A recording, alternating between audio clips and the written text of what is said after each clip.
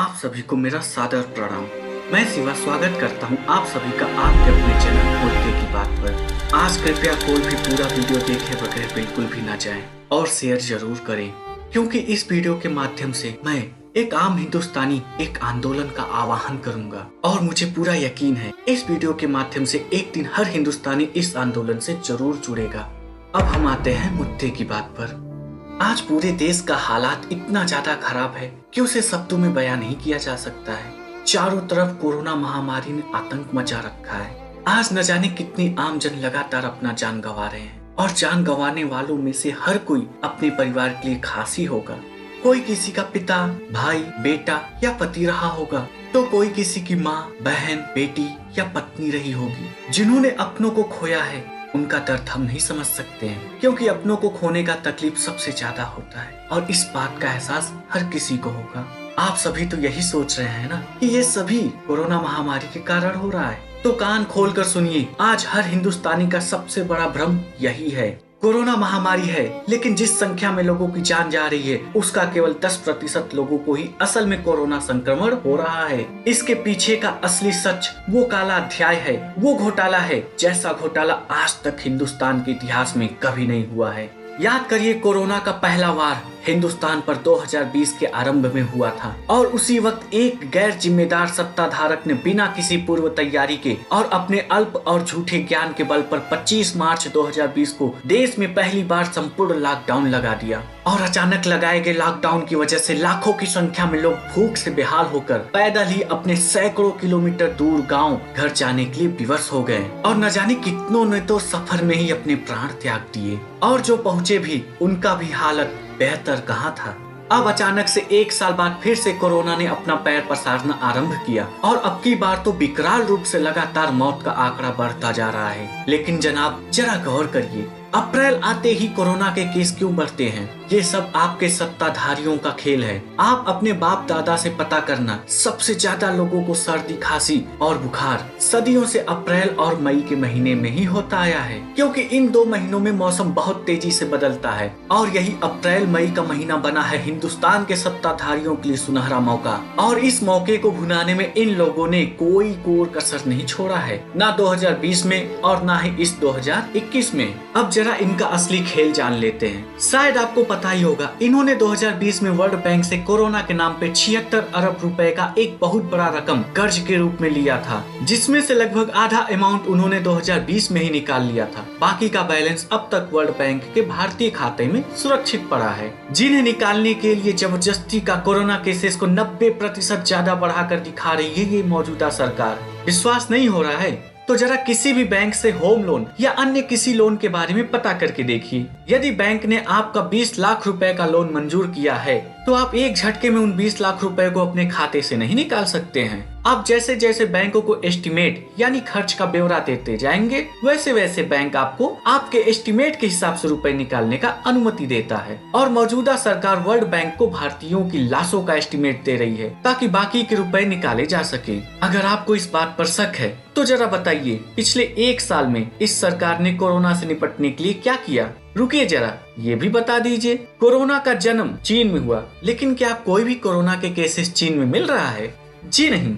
फिर अचानक से 1 साल बाद अप्रैल आते ही कोरोना के केसेस हमारे हिंदुस्तान में कैसे बढ़ने लगे? इन्होंने पिछले 1 साल में कोरोना से निपटने के लिए क्या किया है? इनके संवाददाता तो अपने झूठ का पुलिंदा ही गिनाएंगे। असलियत मैं बता देता हूँ। पिछले 1 साल में सत्ताधारियों ने 200 से ज्यादा रैलियां और रोड शो करके लाखों का भीड़ इकट्ठा करने का काम किया है, जिसमें से 50 से ज्यादा तो हमारे माननीय ईमानदारी के मिसाल स्वयं प्रधानमंत्री जी के अकेले की रैली है। और हाँ, पिछले 1 साल में भारत के लगभग 200 जिलों में भाजपा जिला कार्यालय भी बनकर तैयार हो गया है, जहां एक जिले कार्यालय का लागत लगभग 20 करोड़ रुपए और 200 कार्यालय का लागत 4000 करोड़ रुपए है जनाब। अरे ये क्या, ये तो मैंने सत्ताधारियों ने अपने लिए क्या किया यही बता दिया। सॉरी।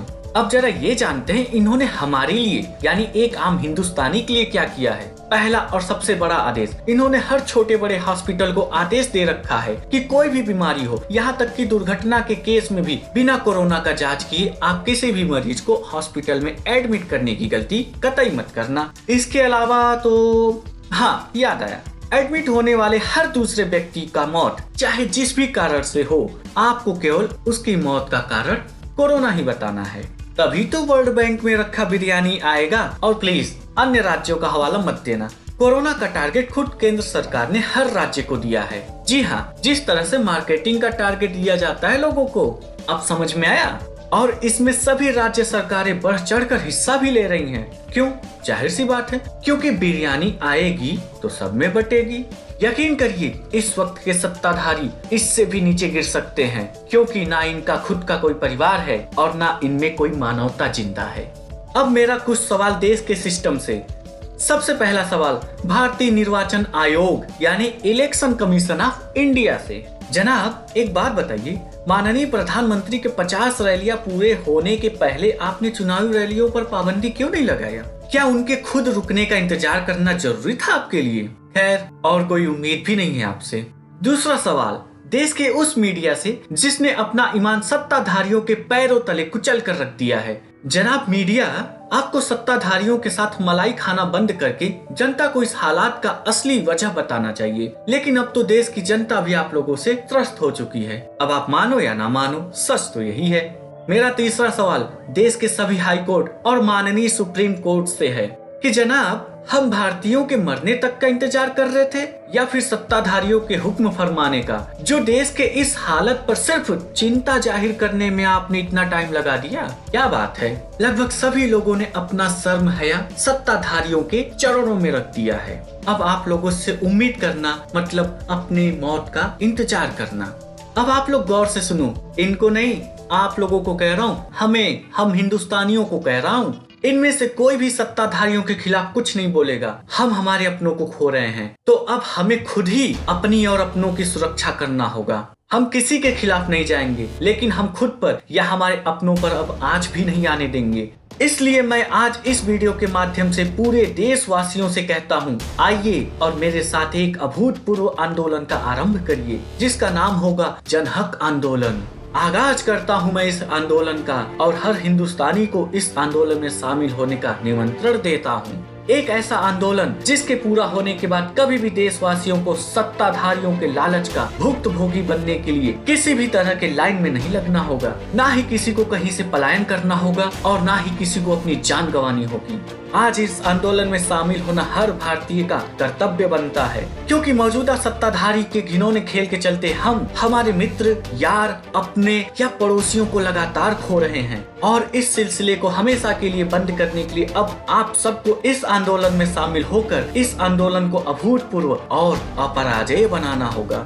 इस जन हक आंदोलन का सबसे पहला चरण है, सभी लोग खुद को सुरक्षित करें और बड़े हॉस्पिटल में जाने से बचें और किसी भी सूरत में कोरोना की ना आशंका पालें और ना ही कोरोना का किसी भी प्रकार का जांच कराएं। अगला चरण मैं आपको इसी चैनल के माध्यम से जल्दी ही बताऊंगा। तब तक आप सभी कृपया ट्विटर, फेसबुक, इंस्टाग्राम, अन्य सभी सोशल मीडिया प्लेटफॉर्म पर #जनहक आंदोलन को ट्रेंड कराएं और यहाँ कमेंट करके अपना राय भी जरूर बताएं। हम आपके हर विचार पर गौर करेंगे। अब बारी आपकी है इस वीडियो को हर हिंदुस्तानी तक पहुँचाने की। मैं जल्दी ही आपसे मिलता हूँ अगले वीडियो में। तब तक आप सभी अपना ख्याल रखिए और स्वस्थ रहिए। जय हिंद।